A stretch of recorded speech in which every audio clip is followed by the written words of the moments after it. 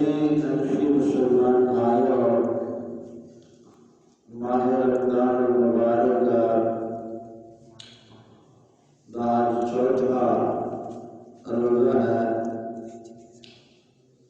1444 ہجری، 26 مارچ 2023، 13 جیت 2079۔ کل اس وقت ہم نے قرآن کریم کے حوالے سے آداب اور کچھ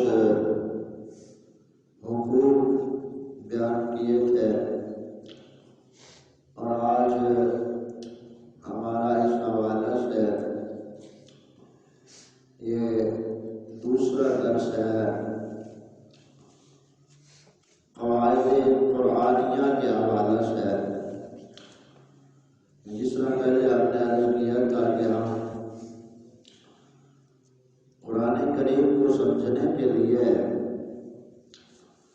ان اصولوں کو، طریقہ کار، قواعد، بنیاد جو ہے اس کو سمجھیں گے۔ اسی مناسبت سے آج ہم قواعد قرآنیہ کے حوالے سے پہلے درس کو پڑھیں گے، اور اس میں جو باتیں عرض کریں گے وہ تمام طلباء، سامعین و حاضرین توجہ کریں گے۔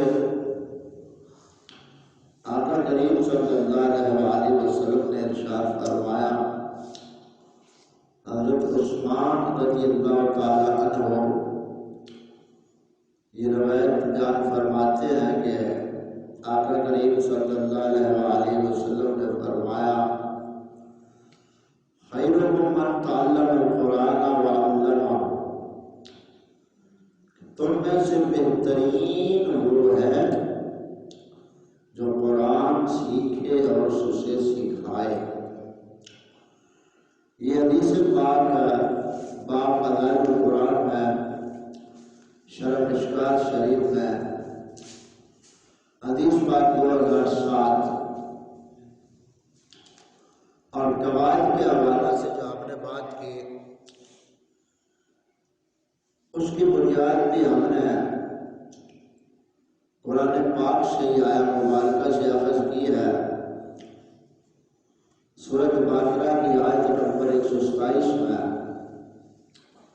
اللہ تعالیٰ ارشاد فرماتا ہے، وَإِذْ يَرْفَعُ إِبْرَاهِيمُ الْقَوَاعِدَ مِنَ الْبَيْتِ وَإِسْمَاعِيلُ، اور یاد کرو جب ابراہیم اور اسماعیل کعبہ کی بنیادیں اٹھا رہے تھے۔ تو یہاں آیت پاک میں جو لفظ ہے وہ قواعد ہے۔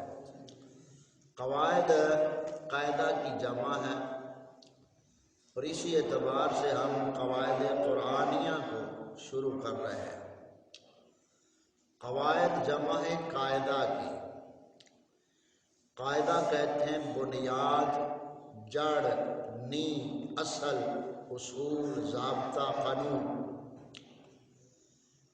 ہم اس درس میں پورے ماہ مبارک میں ان اصولوں کو، ان قاعدوں و ضابطوں کو سمجھیں گے جن سے ہمیں قرآن پاک کی سمجھ آئے گی، اور مقصد بھی اصل قرآن کو سمجھ کر پڑھنا ہے۔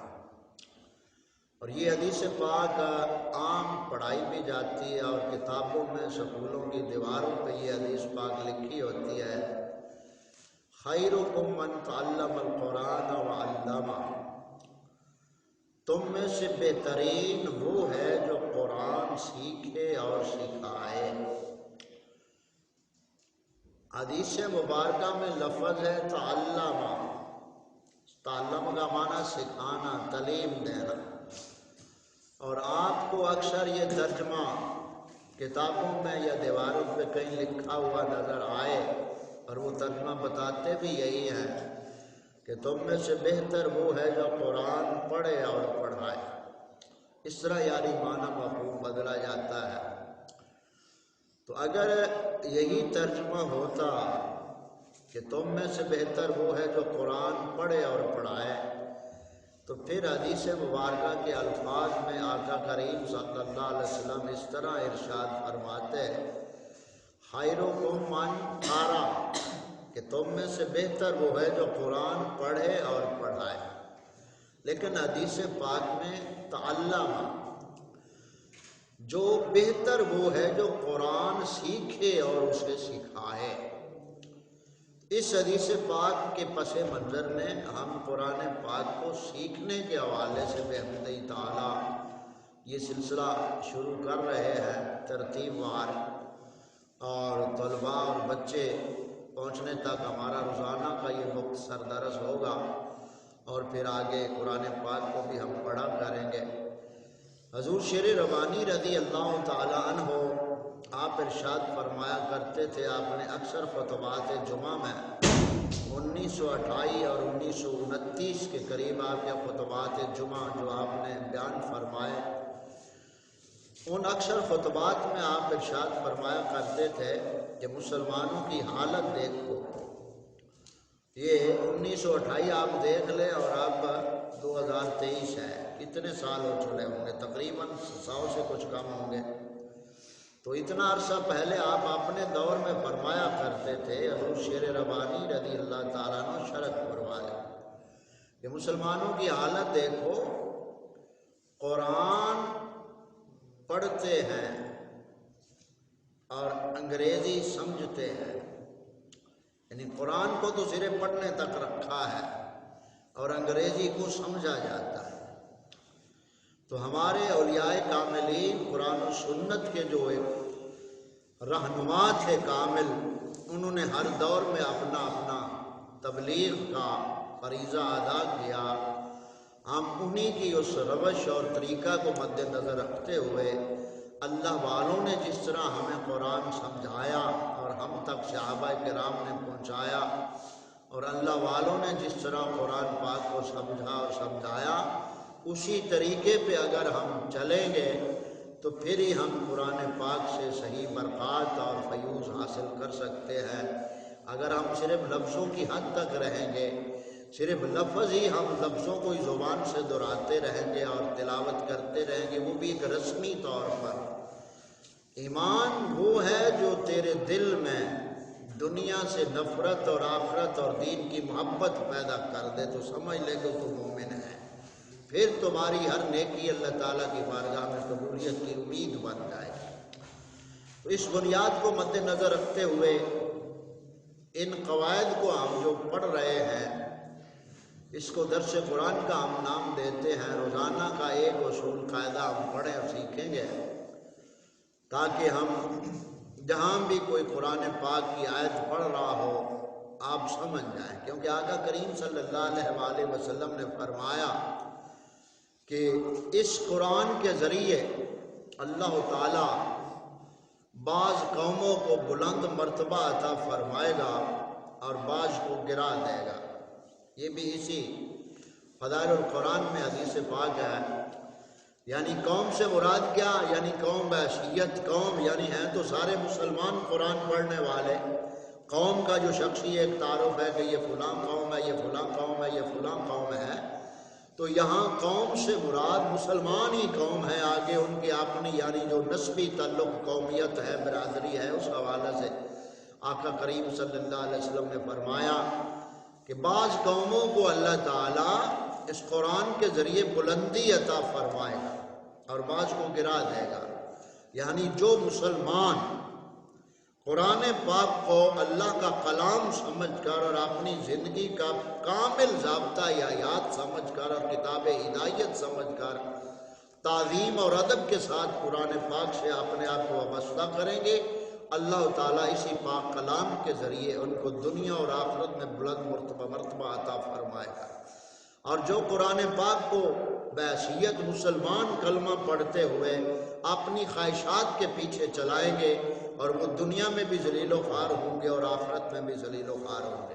اس لیے قرآن پاک تو آج ہر ایک پڑھتا ہے، لیکن اس پڑھنے میں ہمیں سمجھنا ہے کہ قرآن پاک سمجھنا آسان ہو جائے گا ان اصولوں کو سمجھ کر۔ تو ان اصولوں میں سے بنیادی بات جو آج ہم پہلا قاعدہ اصول ضابطہ سمجھ رہے ہیں وہ ہے لفظ واحی۔ کیا؟ واحی، اس کو وحی بولتے ہیں نا، واحی۔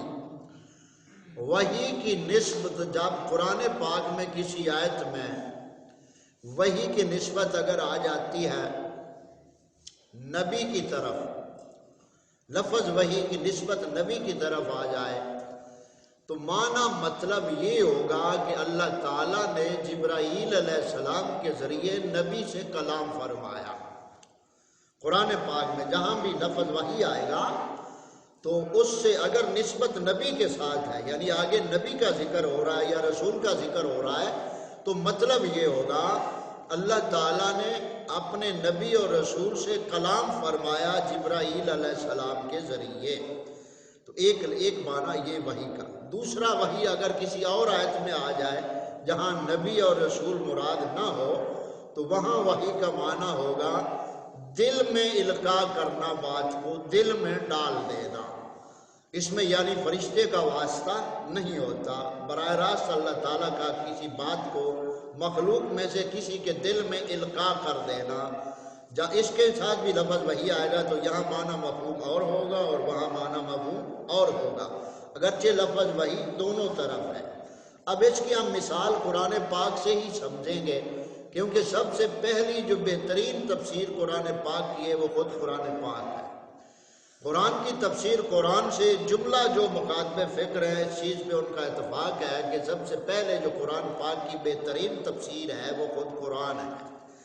جس آیت کی تفسیر خود قرآن آیت سے بیان کر دے وہ حتمی یقینی ہوتی ہے اور اس جیسی کوئی اور تفسیر نہیں ہو سکتی۔ اور دوسرے نمبر پہ آقا کریم صلی اللہ علیہ وسلم جو قرآن پاک کی تفسیر بیان فرمائیں گے وہ تفسیر بھی یقینی حتمی ہوگی۔ اور تیسرے نمبر پہ پھر صحابہ کرام رضوان اللہ علیہم اجمعین جو معنی مفہوم بیان کریں گے، تفسیر بیان کریں گے، وہ ہمارے لیے دلیل اور حجت ہوگی۔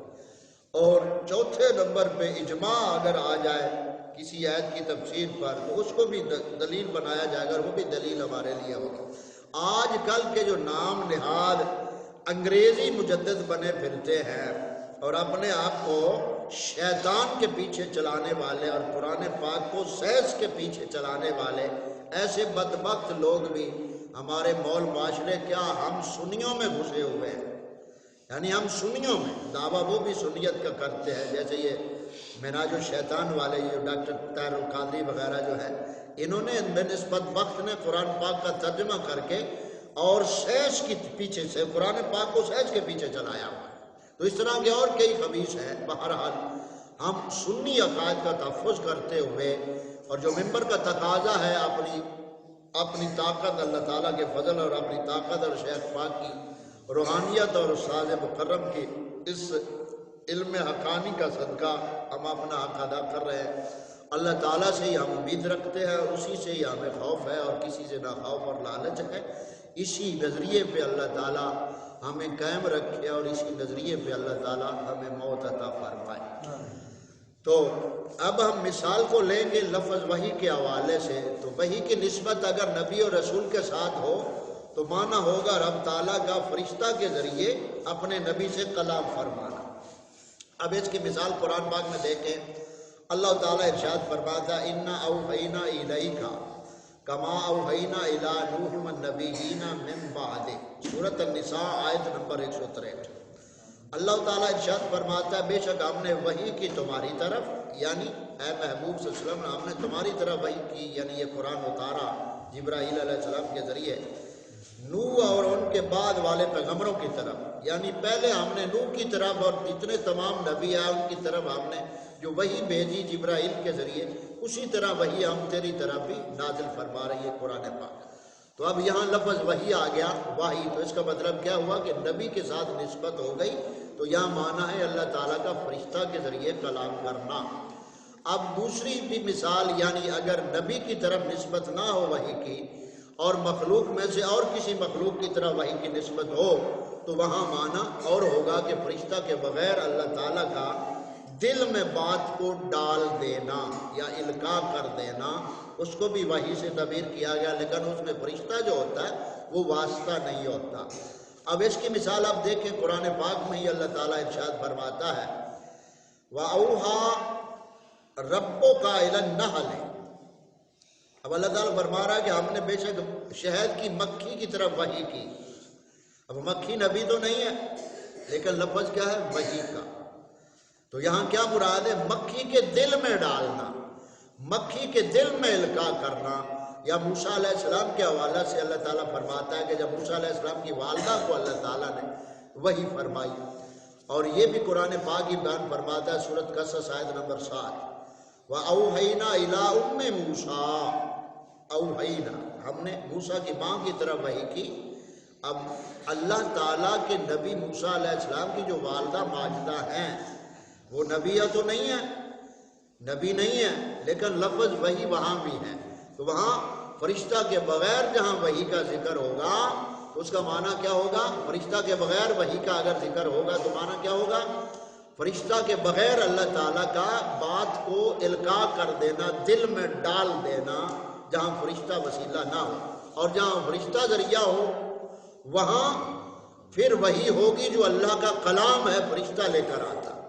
اسی طرح ایک اور مقام پہ بھی جہاں یعنی مخلوق کا یعنی جبرائیل علیہ السلام کا واسطہ بھی چھوٹ جائے اور براہ راست اللہ تعالیٰ وحی نازل فرمائے، تو یہ پیارے محبوب صلی اللہ علیہ وسلم کا خاصہ ہے کہ اللہ تعالیٰ نے اپنے پیارے محبوب صلی اللہ علیہ وسلم کو اپنے قرب خاص میں معراج والی رات بلایا، اور جو فرشتہ تھا وہی لانے والا جبریل علیہ السلام وہ تو سدرہ پہ رک گئے، جو وہی لانے والے تھے وہ تو سدرہ پہ بھی ہی رک گئے۔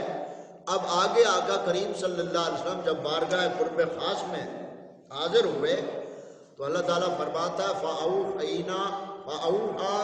إِلَىٰ فَكَانَ قَابَ قَوْسَيْنِ أَوْ أَدْنَىٰ فَأَوْحَى إِلَىٰ عَبْدِهِ مَا أَوْحَىٰ، پھر وہ جلوہ قریب ہوا، اتنا قریب ہوا کہ 2 کمان کا فاصلہ رہ گیا، یعنی ملاقات تو معراج والی رات۔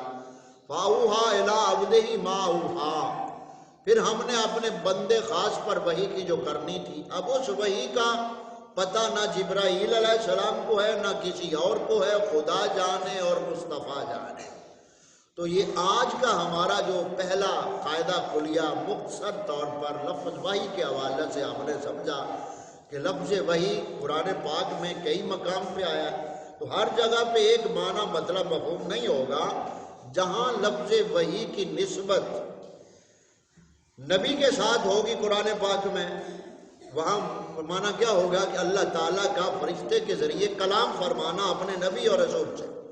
اور جہاں فرشتے کا تعلق نہیں ہے، براہ راست اللہ تعالیٰ کسی کے دل میں بات القاء کر دے، ہے وہ بھی وحی، اس کو وحی خفی کہہ لیں، اور یہ وحی جلی ہے۔ تو وحی کی 2 قسمیں ہو گئی، وحی خفی یعنی بغیر جبرائیل علیہ السلام کے واسطہ کے براہ راست دل میں بات القاء کر دینا، یہ وحی خفی ہے۔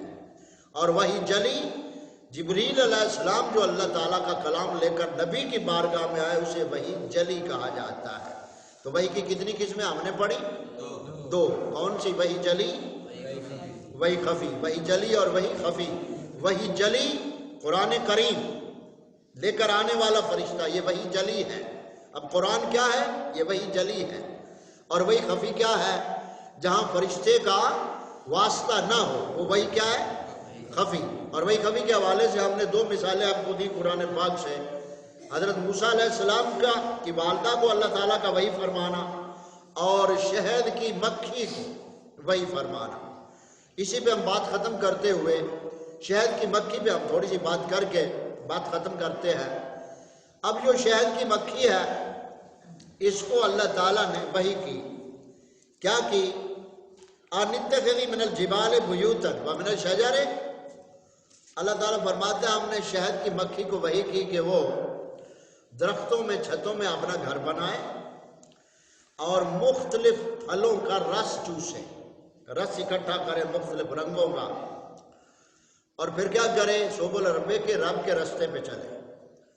مکھی کو اللہ تعالیٰ نے کتنے حکم دیے؟ 3۔ کتنے حکم؟ 3۔ گھر بنانا ہے چھتوں اور پہاڑوں میں، اور مختلف پھلوں کا رنگوں کا رس اکٹھا کرنا ہے، اور تیسرا کیا ہے؟ رب کے رستے پہ چلنا۔ اب یہ مکھی کو 3 حکم بذریعہ وہی اللہ تعالیٰ نے مکھی کے دل میں بات ڈالی، وہ 3 کام مکھی نے کر لیے، شہد کی مکھی نے۔ اب دیکھیں وہ چھتوں پہاڑوں اور درختوں پہ اپنا گھر بناتی ہے، کہیں اور نہیں بناتی۔ اب چلتی ہے تو سیدھے رستے پہ چلتی ہے، یعنی ان میں ایک ان کا نر ہوتا ہے، جب مکھی جا رہا ہو اس کا جو ایک ہوتا ہے ان کا قائد ہوتا ہے، اس کو یاسوب کہتے ہیں، اور اس کے پیچھے پھر وہ ساری چلی جاتی ہے، ایک جگہ جب دوسری جگہ جاتی ہے۔ تو یہ 3 حکم شہد کی مکھی کو اللہ تعالیٰ نے القاء فرمائی۔ یہ سورۃ النحل، نحل مکھی کو کہتے ہیں، پوری سورت مکھی کے نام پہ قرآن پاک میں ہے۔ تو اب یہاں ہم نتیجہ لیتے ہیں، مکھی کو کتنے حکم ملے؟ 3 حکم مکھی نے مان لیے۔ اب جو مکھی کے پیٹ سے چیز نکلتی ہے وہ کتنی پاکیزہ اور اعلیٰ ہے، جس کو شہد کہتے ہیں، اور اس شہد میں اللہ تعالیٰ فرماتا ہے کہ ہم نے اس شہد میں شفا رکھی ہے۔ شہد میں کیا ہے؟ شفا۔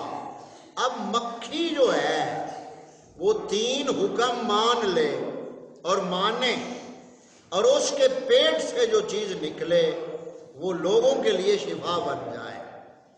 تو جو اللہ کا کامل بندہ ہوتا ہے، جب وہ اللہ تعالیٰ کا ذکر و فکر کرتا ہے اور پھر اس کی سانس اس طرح باعث برکت ہو جاتی ہے کہ پھر وہ اس سانس سے اللہ کا کلام پڑھ کر کوئی چیز دم کرتا ہے یا پھونک مار دیتا ہے، تو اللہ تعالیٰ اسے بھی شفا میں بدل دیتا ہے۔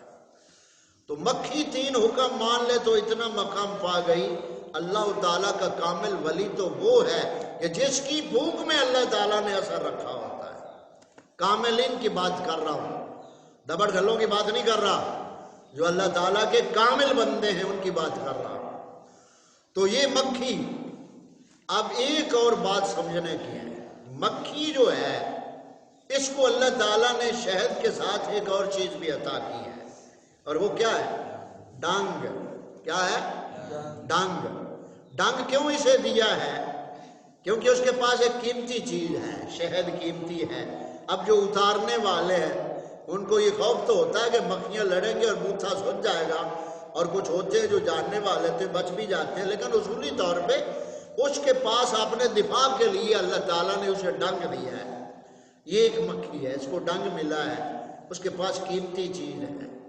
اب ایک دوسری مکھی ہے، یہ جو ہمارے پاس دن رات ہمارے اوپر بیٹھتی ہے، یعنی میڈم اس کو کہہ لے، رات کو ڈاکٹر کہہ لے، مچھر اور مکھی۔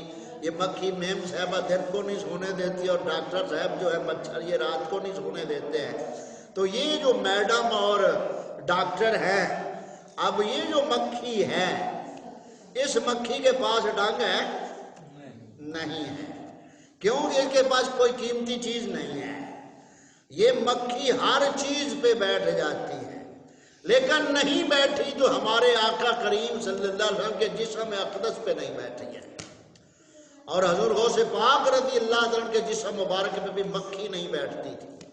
باقی ہر ایک کے اوپر مکھی بیٹھتی ہے بھائی، اب مکھی بیٹھتی ہے نا، یہ مکھی کہاں بیٹھتی ہے؟ جہاں میٹھا ہو۔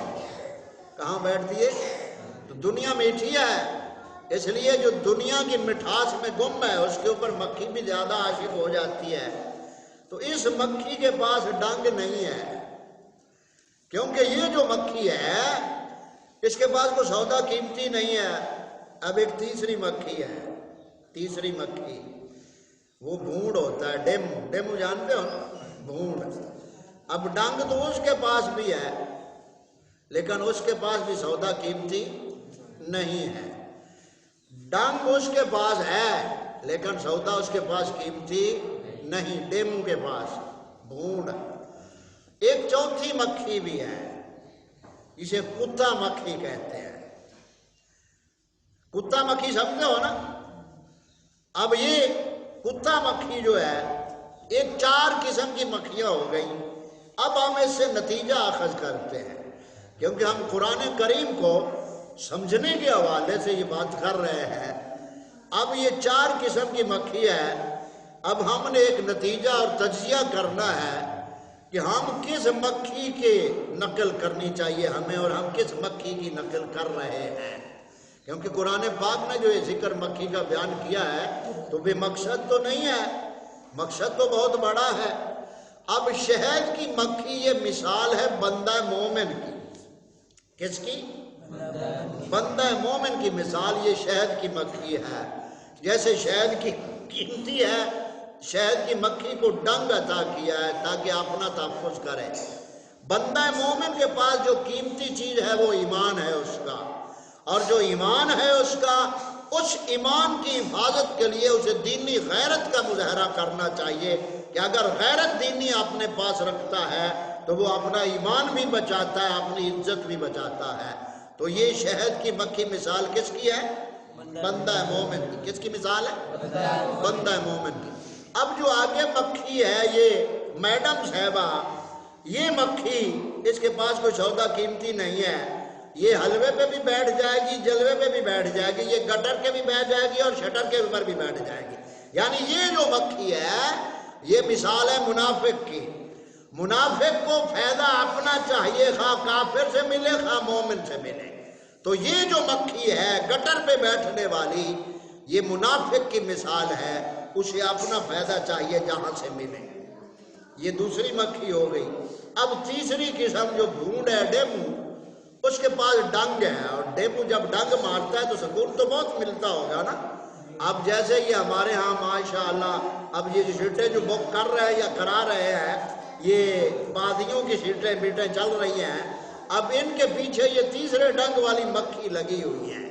اب یہ جو ڈنگ مارتی ہے نا، اب دیکھیں کہ اس کے پاس ڈنگ ہے، اس کے پاس سودا قیمتی نہیں ہے، اور یہ مثال ہے کافر کی۔